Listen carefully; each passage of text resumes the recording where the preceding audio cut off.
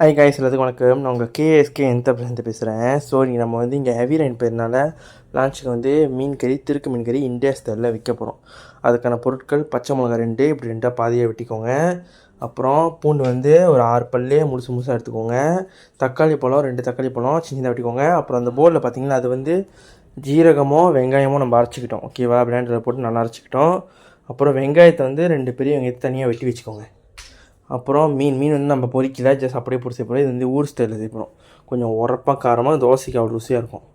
So கண்டிப்பாக try பண்ணி பாருங்கள். ஓகே, இது திருக்கு மீன். ஓகே, ஃபர்ஸ்ட் வந்து பானையில் எண்ணெய் ஊற்றி எண்ணெய் சூடாகி வந்ததுக்கப்புறம் நீங்கள் என்ன பண்ணணுனாக்கா வெந்தயத்தை சேர்த்துக்கோங்க. ஓகேவா?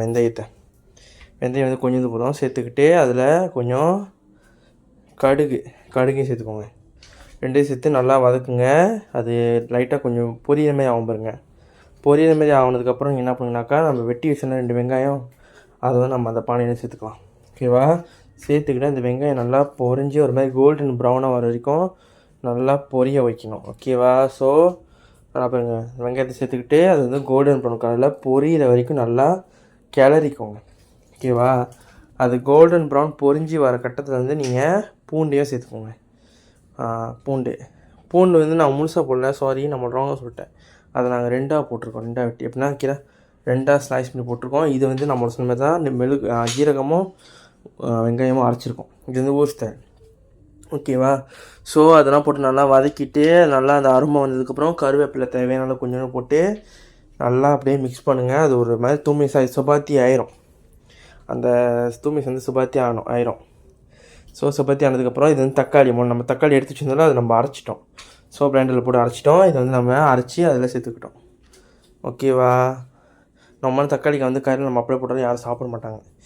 நாங்களே பர்சனலாக சாப்பிட மாட்டோம். ஸோ அதனால் வந்து என் அக்கா அரைச்சி போட்டிருக்காங்க. ஓகே, அதையும் அரைச்சி போட்டு நல்லா வதக்கிடுங்க. எல்லாத்தையும் நல்லா மிக்ஸ் பண்ணிடுங்க.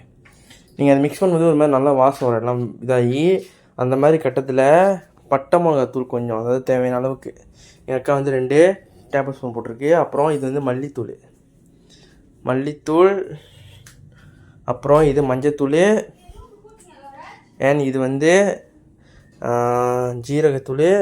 ஸோ எல்லாத்தையும் போட்டு கிண்டி இது பண்ணதுக்கப்புறம் புளியை லைட்டாக தண்ணியில் கரைச்சி நிறைய தண்ணி ஊற்றி பானையில் ஊற்றிருங்க. இந்த தண்ணி வந்து புளி தண்ணி கிடையாது, புளி தண்ணி நம்ம லேஸ் தான் ஊற்றிருக்கோம். அதில் ஜஸ்ட் எக்ஸ்ட்ரா கறிக்கு. ஸோ அதை ஊற்றின பிறகு உப்பு தேவையான அளவுக்கு போட்டு அப்புறம் மீனையும் கொதி வந்ததுக்கப்புறம் போட்டுட்டு லாஸ்ட்டாக வந்து பச்சை மிளகா, ஊரோட கறியில் வந்து முக்கால்வாசி பச்சை மிளகா இருக்கும். ஸோ பச்சை மிளகா போட்டு நீங்கள் கொண்டாந்து கிண்டி இறக்கி சாப்பிட்றது தான். ஓகேவா? இந்த வீடியோ பிடிச்சிருந்தா கேஎஸ்கே ஃபாலோ பண்ணி, லைக் பண்ணி, ஷேர் பண்ணி இந்த வீடியோ ரீபோஸ்ட் பண்ணுங்கள். கண்டிப்பாக இந்த கறியை ட்ரை பண்ணி, அதாவது தோசையோடு ட்ரை பண்ணுங்கள். தேங்க்யூ.